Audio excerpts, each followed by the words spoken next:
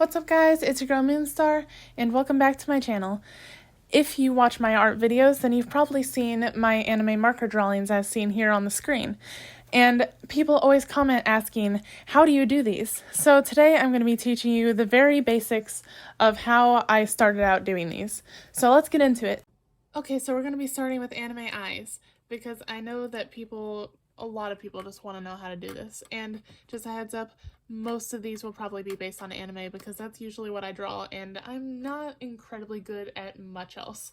So first of all, with anime eyes, the main things that you want to make sure you always have are the highlights, the shadows, and make the darks very dark. I know that doesn't make much sense, but hear me out. If you have an eye that doesn't have a shine in it, or some little bubble, it makes the whole character look emotionless. Trust me, the shine changes everything. Now, if you want them to look emotionless, don't add the shine because it adds a cool effect as well. The shadows, you don't always have to add, like in this eye it would look a little strange, but if you want to make them look at all serious or just at all more realistic, add a little bit of shadow. And anytime you have anything that's black or close to black, you want to make sure that it is very dark.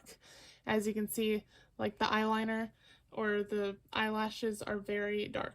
And so is the pupil of the eye, which this one doesn't have a pupil, but you don't have to because anime is weird.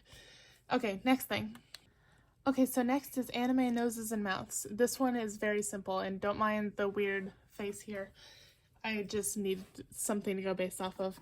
So for noses and mouths, they're very simple. You can obviously do them more detailed than this, but what I usually do is for the nose, simple line like that. Maybe another line not connecting, and just barely underneath it. That's actually too much, probably. Just tiny little line like that. That still doesn't look right, but oh well. So you could just do something like that, you're done. And if you're doing shadows, just like simply on the side like that. And for the mouth, same thing. 2 lines, not attached because again, anime is weird and it adds effect that the mouth is sealed and closed. And if you want to make it even more effect, you can add like a little shadow or something right there. Make them a little closer or something. Anything you want. But overall, mouth and nose. Okay, next is hands. I know this is something that every artist struggles with at some point, and I would not say that I'm the best at it either, but this is at least how I try and get by with them. You must block them in first. I mean, you don't have to, but it makes life a lot easier if you do. So if you do something like this is a fist closed like this. Okay, camera's really, there we go, yep. Fist like that is this one, and then this one is clearly just an open hand like that. Yep. And what you can do from there, after you block in these images, you can start adding close details, obviously make them a lot nicer looking. This would be like, yeah, I don't know what I'm doing either. This would be that. Definitely have something like that because this would be connecting then. And then you'd also have this, that. Just random little details. You bada bing, bada boom, you have a hand. Somewhat. It at least look like a hand. So, okay, and next part. Okay, the next one is not anime, but for when doing realistic objects or pretty much realism in general, the main thing you want to note is, or 2 main things. 1, you want to always be looking more at the reference photo than you are at the paper. You want to mainly be drawing without looking at the actual paper, because when your brain takes over, that's when it starts to not look correct or exactly like the picture. If you're copying a picture, you want to be looking at the picture 80% of the time. And the second thing is, you always want to pull the darks and pull the lights. If something is even slightly white or lighter than the rest, you want to make it shine insanely bright. Like you can see the highlights here are much brighter than what the actual picture were, obviously. And any darks, you want to make sure they're super dark, because white and black next to each other make it look a lot better than if you have a light gray and dark gray. Okay, next one. Okay, I know I'm going to go really quickly through this one, but this is basic anime anatomy of the full body. So I'm not going to go through both male and female because this would be a long video, and I've gone through this in other videos before. But pretty much what you want to know, and this is basic female anatomy, what you want to know is labeling joints will definitely help when you're positioning things, like when you're positioning the arms and stuff, and like fingers, and any joints that you see would definitely be useful to label ahead of time, usually with circles, indicating that they can go any direction.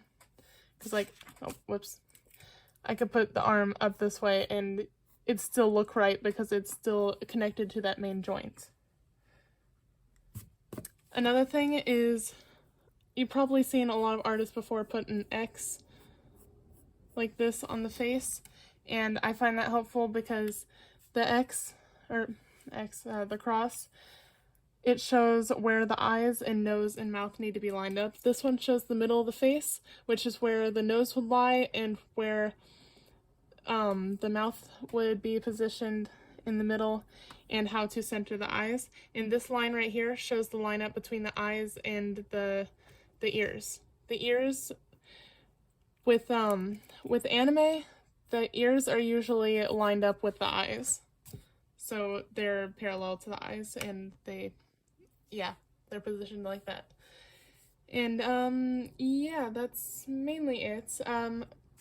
Quick tip for an anatomy of male and female. Female has more of an hourglass body shape, hourglass. Male usually has more of like a wine glass shape, so like that. If you need more description on that, I've made a video on anatomy before.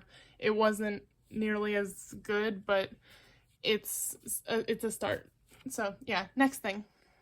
All right, the next and final thing that we are going to discuss is alcohol markers. Mainly markers in general, but alcohol markers are what I use. And if you didn't know what they looked like before, now you do. They look like this. They're usually double-sided. Yeah.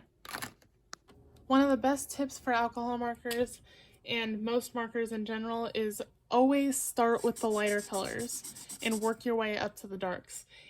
Your overall drawing won't look perfect when you start doing the marker. When I'm doing full-on marker drawings like I do a lot on my channel, I start with a pencil outline of the drawing, and then I slightly erase all the pencil. Then I do the lightest colors, then midtones, and then darks.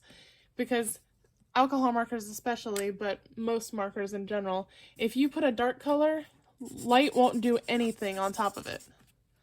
So you're stuck with it. And they also usually bleed through.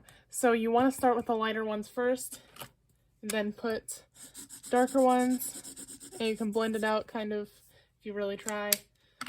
And then you could put the darker ones. And also, a lot of alcohol marker sets that come with a number 0 marker, a number 0 marker, and those are almost always a blender. So pretty much it is just an empty marker that is wet, so then it blends the colors more. Of course that did not work, but usually it works better than that. Oh, it also bled through a lot, that's why it wasn't working. Well, just be more careful with it than I do. I'm also trying to do this in a very quick time span. So, yeah. You get the point. You get the point. It helps blend a little if you're like desperate to try and make it look better. But yeah, overall that is mainly all I have. Oh, except I'm going to do one more marker thing. Okay, lastly, anime hair with alcohol markers. So, of course, as I just stated, you want to start with the lightest color that you're going to be using, and this will most likely be the color of the shine of the hair, or like it's hard to explain, you know. What's an example? Look at this stuffed animal. You see there are highlights in the hair that make it look shiny, right? Because if you turn it from different directions, it's shiny. So that color is what you want to do first. So that's what I've already placed down because I'm gonna have purple hair. And one thing that I like to do is start from the outside and work your way in, and maybe just do some random streaks like this. I know it looks messy, but it'll look better by the end. Some random streaks, maybe some like going all the way down or something. Just like random, completely random streaks. It'll look messy, but it'll get better at the end. And you also want to make sure that like the ends are really colored in. Or not the ends, the furthest away from the middle. The middle is usually where you want to have the great shine. So that looks good enough. And this is where that blender comes in handy. When you have streaks like this, you can do something like this and make it a little better if you feel like it. It makes it a little better. Kind of. Maybe. It's not working how I planned, but oh well. Oh, I accidentally did the darkest color first. Whoops. But you see what I'm getting at.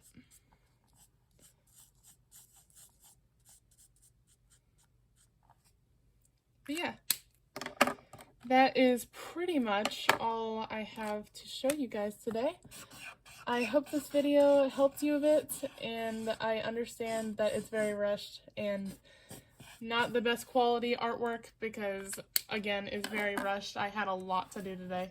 So yeah, I hope you enjoyed this video, and I hope that I helped you a little bit. I hope that you all have an amazing day, and I'll see you next time. Bye!